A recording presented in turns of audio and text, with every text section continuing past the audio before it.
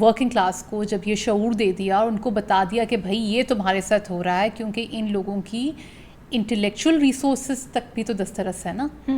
کوئی بھی سیاسی موومنٹ کی ایک انٹلیکچوئل بیس ہوتی ہے. پاکستان میں ہوتی ہے؟ شعور تو ایک ہی بندے نے دیا ہے.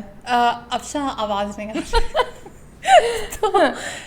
تو اس میں یہ ہوتا ہے کہ اگلا اسٹیپ جو ہے وہ یہی ہے کہ لیڈرشپ اب آئے ورکنگ کلاس سے جو اور دوسرا سب سے اہم اس میں یہ بات یہ ہے کہ ورکنگ کلاس کے پاس یہ حق ہو کہ وہ آ سکے.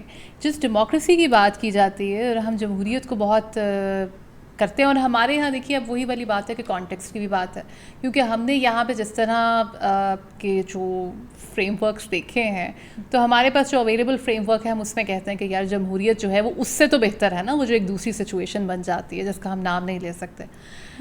تو بات یہ ہے کہ کیا سیکنڈ سٹیج کی جا رہی ہے، کیا سیاسی جماعتوں میں جمہوریت ہے ان کے اندر؟ تو سعدیہ لیکن اب تو یہ کہا جاتا ہے کہ یہ ہائیبرڈ سسٹم ہی ٹھیک ہے، بہتر ہے. ہائیبرڈ سسٹم کو اس لیے ٹھیک کہا جاتا ہے کیونکہ ہر کوئی حکومت میں آنا چاہتا ہے اور ان کو پتہ ہے کہ جب تک وہ یہ کمپرومائزز نہیں کریں گے وہ حکومت میں کس طرح آئیں گے.